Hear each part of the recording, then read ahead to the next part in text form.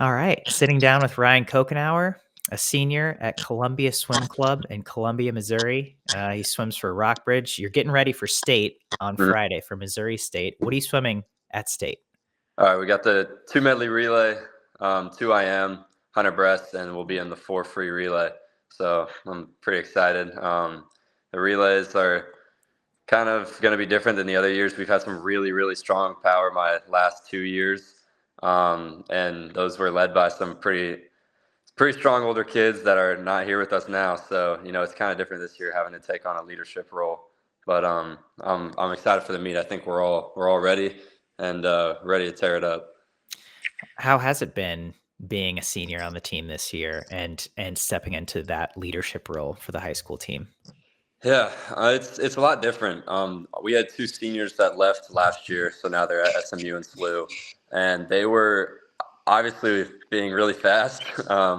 They were like obviously huge leaders to our team, and they brought a lot. So to not have them there, it's obviously a lot different. And our team it's very small, and we also have a large age gap, so that also kind of takes away.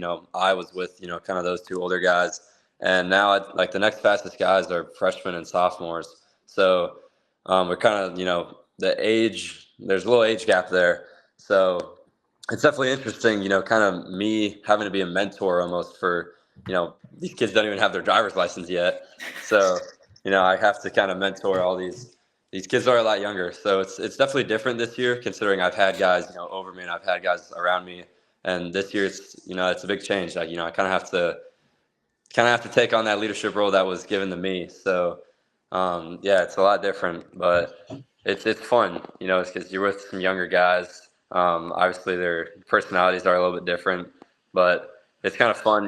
Trying to push these kids to be the best that they can be. Considering we had, Trey was on the team. He was, national U.S. national qualifier Hmm. and Hayden future qualifier, and now kind of, I don't have that anymore. So it's a lot different, and I kind of have to.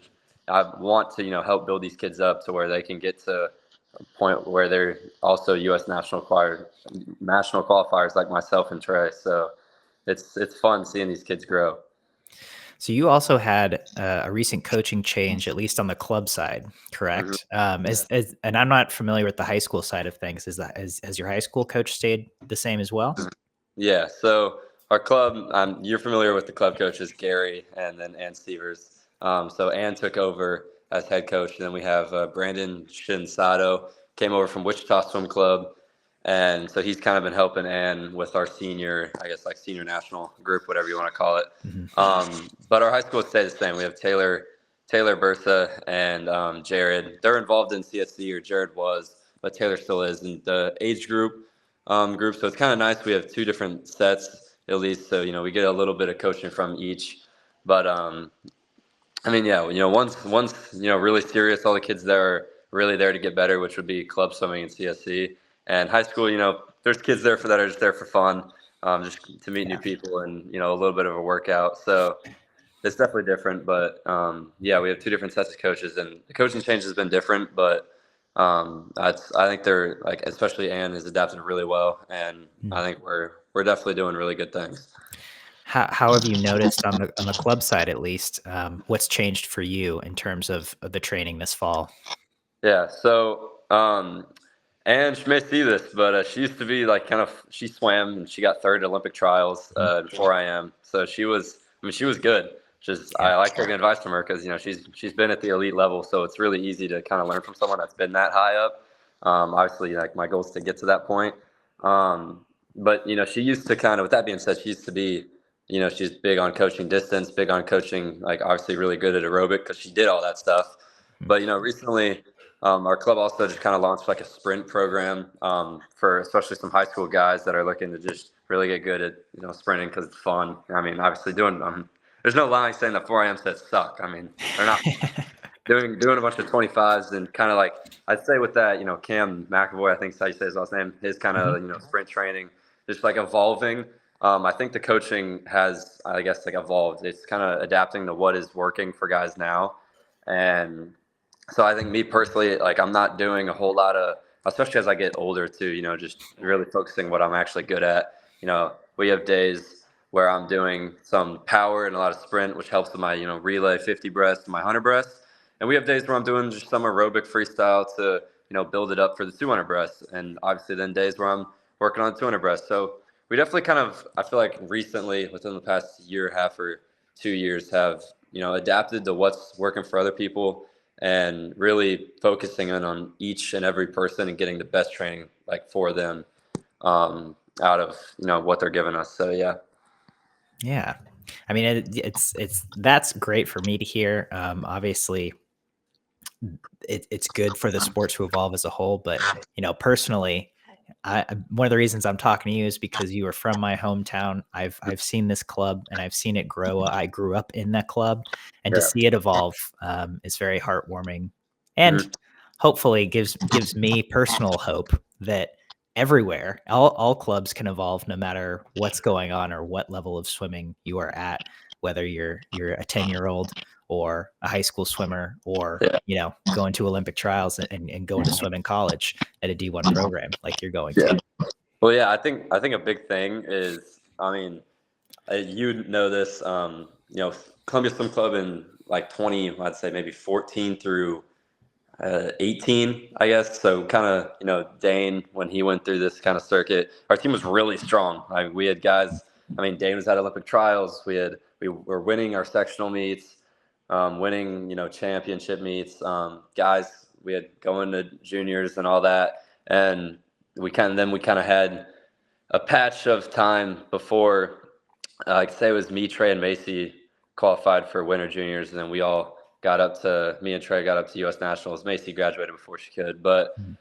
it was like we kind of had that downtime patch, I guess you could say, to where we weren't doing what we used to. So me and especially me, Trey, we're really good friends. So we kind of sat down, and Hayden too. We were all like really we were hoping to be what that group of guys had already done. We wanted to go back to we want to go back to winning. We want to be back to being good, and we wanted to create that culture that they had, and it was a winning culture. So I think with the coaches helping and kind of like I guess evolving, we also wanted to.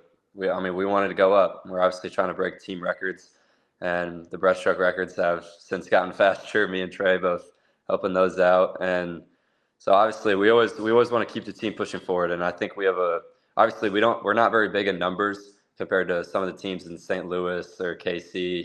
They just have a lot of more people that they can pull from.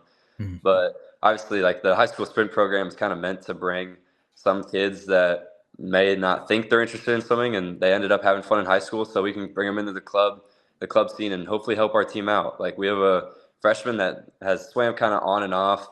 That he just decided to swim high school, and he already goes to 23 in the 50 free, and I mean he barely swims. And so for Yeah. barely swimming, 23 is not bad at all. Mm-mm. So I think if he gets training, then I mean his ceiling I couldn't even tell you. I think it can be really high. And so just trying to bring some of these people in, and trying to keep the success that we had in previous years and bring it back to such an elite level team is kind of the goal for CSC. It's really exciting to hear, and it's really exciting to hear that even as a senior, you're taking on that leadership role and Mhm. looking forward not just for yourself, but for the team as well. Mhm. And on that note, you took us back a little bit, but I want to look even further back. One of the reasons I wanted to talk to you is because your grandfather swam at K State in the 50s. He was an Oklahoma state champion, and he went to Olympic trials in that era as well. Can you tell me a little bit more about your grandfather's swimming, and if Mhm. you grew up hearing about it, or if that influenced your decision to swim? Yeah. So I mean, he was obviously a big factor. I mean, he did it. My mom obviously knows all about it because it's obviously her father. Mhm. So I mean, we got into swimming. I'm sure he was really excited when we heard. We kind of just swam summer league like everyone else. Um, and he was obviously there to support. He's like, "Oh, this is awesome." And my brother ended up really liking swimming because he hated sweating. So he didn't want to do any on land sports where he would sweat. And I mean, you do sweat in the pool, but you can't feel it.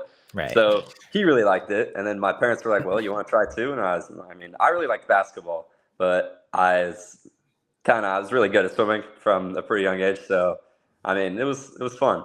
And so we kind of hopped along, and then obviously, being in the family, it's very motivational to try and like, obviously you want to be like your parents, or you want to be like, it's kind of like a mentor. So, I mean, yeah, I wanted to kind of like chase my grandpa and be like him. And Olympic trials is a really prestigious meet. And it's one of the top meets as an American that you can go to. So, I mean, obviously, I want to get there someday too. So always and he always is, texting me, texting my mom on how I'm doing and how my meets are going. So that's obviously it's a huge like motivational factor just to kind of chase him and hopefully make him proud someday if I haven't already. But yeah, we don't do the same thing, so I can't chase his times. And obviously, he swam about 80 years ago, so I'd hope I'd be faster than him.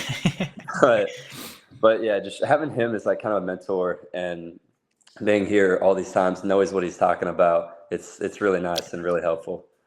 Is there a certain part of swimming, or even just piece of advice, or subject within the sport that you feel like he's particularly helped you with or guided you toward? Um, I'm not really. He's always kind of like he's always been there. He's always supported, and he's always very serious. Like he's very serious about this state meet. Um, but I think one of the things that's just like stuck with me is he's I think 86 and Yeah. incredibly healthy. I mean he looks like he's 50 or 60, and he moves really well for being an 86-year-old. Yeah. So just seeing that he's done this for so long and he's obviously so healthy, that obviously kind of motivates me because he's doing the same thing I was doing. So if I just can keep doing this and end up like he is, I mean he's really healthy and he also drives cool cars, which I really like cars. So it's really nice just to like he's such a mentor to me that like just not even particular advice, just the things that he supports me of, it's so helpful to me, and Yeah. it just helps mentally so much that I can't thank him enough for that. So I wouldn't say anything in particular, just overall support. Yeah. No, I mean, that's great to have, and it's great to have those role models. Kind of like you Hmm. said, the older kids on the swim club, Hmm. same thing. The older people in your life that Hmm. have done it before, that have walked that path. It's Yeah. nice. It's nice to just see that and know that those people who have done it are supporting you as you Hmm. walk the path as well. Hmm. So that's great to hear, Ryan. Uh, Switching gears, and maybe he was a supporter of you in this endeavor as well, but you have kept busy as a high school student outside the pool. You Hmm. started your own shoe business that was fairly lucrative Yeah. for a high school student, and I don't know much more than that. So I'm Hmm. curious to hear about what inspired this for you and how this journey went. Yeah. So it was kind of an odd story. So, like, I'm sure everyone knows about Michael Jordan shoes and Kanye's Yeezys and all those type of shoes. Back in 20, gosh, whenever I was in seventh grade, I Mhm. started. So that would have been what am I, 12th grade now? So about 5 years ago. So about 2020 ish. There's a very booming market of getting these shoes and selling them for even more than you bought them for. So it's like just simply supply and demand. And so I was really interested in shoes. I loved buying shoes. I always liked, trying to wear some cool outfits. I was big on Nike and all that stuff. So I was just interested, and I was kind of trying to learn the ropes, and just I was interested to make money. I mean, I was 13 years old. Fortnite was booming. I wanted money to buy V-Bucks and to be able to buy some cool video games. That's really Mm, all that mattered when I was 13. totally. Obviously, nowadays, I wish the market was still here, which I'll get into later, and I wish I still had a lot of that money. But yeah, so I kind of started to learn the ropes. I made some mistakes. Like the first pair of shoes I bought for like 130 or 140, I think, and I Okay. sold for 130. So I didn't really make any money, and I was like, my parents got a little mad. They were like, "Do you even know what you're doing?" And I'm like, "Mom, I promise I know what I'm doing. Like I'm still learning, but I promise I do." That was So pair number one. Just chill. yeah, I took a little bit of learning, but yeah, all it really was just I was buying them and reselling them. So Mm. I mean, it was just like supply and demand. Nike would come out with these shoes on whatever day, drop at 9 a.m. I would try and get in line. If I got them, then I'm the happiest little kid in the world. Mm. But yeah, I mean, I was like 13, 14. It was really easy, to be honest. I mean, obviously wish it was still a thing because at least to me it was so easy. But I mean, I'd wake up, buy them, they'd get shipped to my house in 2-3 days if I got them. And they'd pretty much show up. I'd look at them and be like, wow, these are awesome. These are sweet.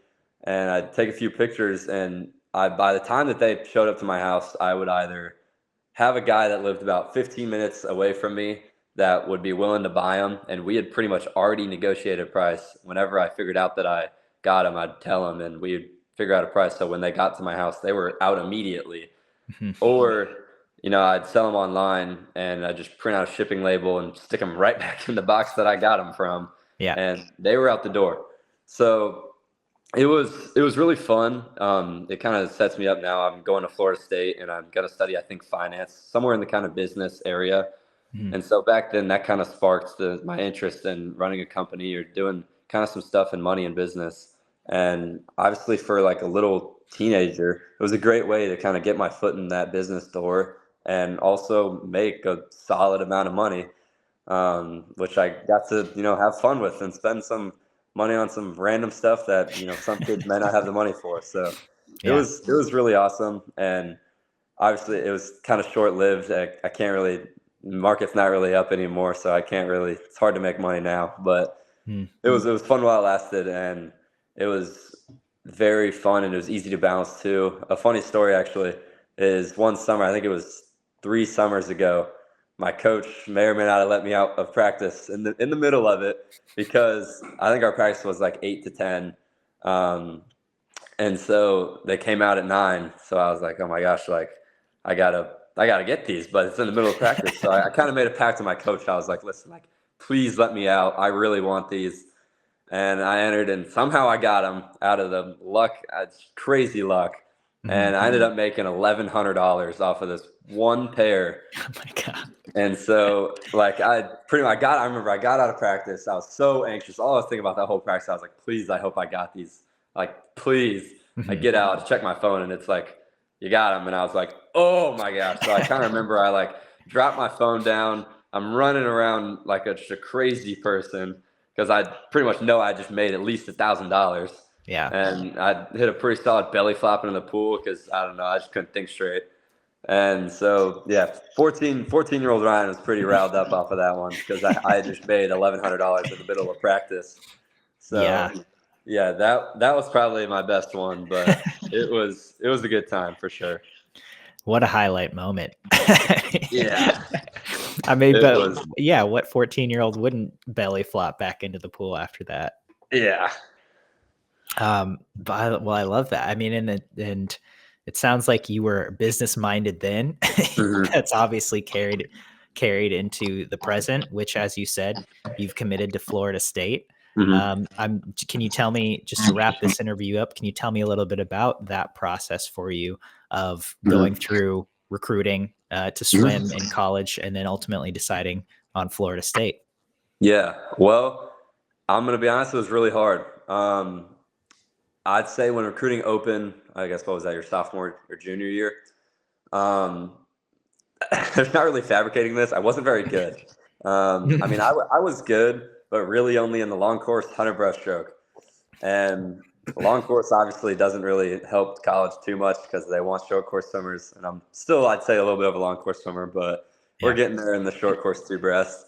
But so yeah, I mean, I wasn't that great to start off, and I knew all the time. So my dad went to Kentucky, so for a while I was really wanted to go play basketball there at first when I was younger because I mean, obviously every kid wants to go do something crazy like that. Sure. And then swimming, I was like, well, I mean, obviously I really want to swim in college, but I wasn't sure where. I was very open. My grandparents live in Fort Myers, so I really kind of wanted somewhere in Florida. I kind of knew U of F may be kind of stretched. They're one of those top programs. And obviously I want somewhere where I can go and make an impact immediately. And I can go, strive for something really big. And obviously U of F, it may have been a little interesting. But, so, I was looking around. Obviously University of Missouri was a great option. They were kind of in one of my final little bunches. But yeah, like this last summer, I went into every meet kind of with, I was still looking for a college. I was coming off a pretty decent short course season, but not the greatest.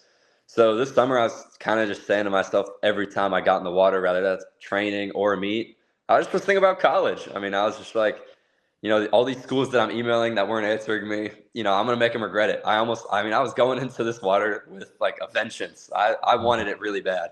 And so this summer, our first meet was in Lenexa, Kansas. And I was kind of, obviously, you normally don't go into your first meet of the season going like, yeah, I'm going to go best time or whatever. You're kind of just there to like float around and see what happens. But no, I was ready. I was like, you know what? Like every meet, I'm just going to go for it. So my best times coming in were 104 in the 100 breast and 223, I believe. And first meet, I ripped a 103 and a 222, I think. And so obviously after those times, I was like, okay. And I was kind of riled up, especially, don't know how I forgot to mention this, but the day before the meet, I'd gotten into a rather bad car accident. I got rear-ended pretty hard. So my neck was a little sore, so I wasn't feeling the best. I was like, well, this may be interesting. I obviously was a little worried about my car because it wasn't looking the prettiest. Yeah. But it was awesome to kind of put that all aside and just focus on what the task at hand was, and that was swimming. And so I ended up capping my first meet off doing really good. And after that, I was kind of just like, well, if I can do that the first meet, I don't even know like what I can do the rest of the meet, like rest of the season. So, I mean, second meet, I was more best times. I believe I was 102 and like 221 or 220, I think. So another best time, and these are fast times. Yeah. And I was kind of just like, I don't even know what's going on anymore. I think I had a buzz cut at the time, and you can see now it's growing out, but I think it may have been the buzz cut. So, sure. I mean, I don't like it was crazy. I was kind of just riding this wave almost, and I was just like, I mean, it kept making me hungry for more because, as I get up, I mean, 102 is fast. So, as I kept getting up, I'm a hungry guy. I keep wanting more. It's hard for me to settle when, especially the Shinohashi and Philip, I don't know how to say his last name, but Nowicki. him. Just seeing them, same age as me, bursting these crazy times. I'm like, at one point, my mom, after that meet, I had gone 102, and then after sectionals, I went 219. She was like, "Are you not like overjoyed right now and just crazy happy?" And I was like, "Oh, Mom, yeah, like I'm going really fast times, but I don't want to disappoint you. Like these kids are still destroying me, especially in the two breast." Yeah. And so, for me at least, it's easy to stay motivated when there's kids out there that are doing things just that you can barely even imagine. So obviously, just knowing that and keep working at those times, I think that was a big part of that summer. Is just I'm staying hungry. I want more, and so just keep training for even more. And the juniors, I had a pretty good meet. I was 102.99, so a little ad. That was the first day. And so I got over that. I was like, well, not a best time, but it is what it is. Can't do anything about it now. Still a great season. And then two breast, I don't know what I was. I think I was 219. I went at sectionals. So going in, I was 219, went 219 in prelims, and then 216 in finals. So the whole season, I dropped 7 seconds going from a 223 to a 216. Obviously you cannot be disappointed at that. I was pretty overjoyed. I was like, wow. And to say the least, that was Gary's last meet. Gary's last swim pretty much was me swimming that two breast. And so kind of behind the blocks, I was a little nervous because I hadn't had the greatest meet ever, but it wasn't bad nonetheless. And so I was ready to go for it. And I think the time kind of shows I did. So it was a crazy season. And obviously I'm still looking to build on it this season, just try and do even crazier things. But yeah, I think they credit a lot of that season to just setting goals and setting some lofty goals that even I think might not even be possible. But, you're not going to know if they're possible if you don't even set them and try for them in the first place. And so I think a lot of that was credited to my goals and obviously trying to make Gary proud. So.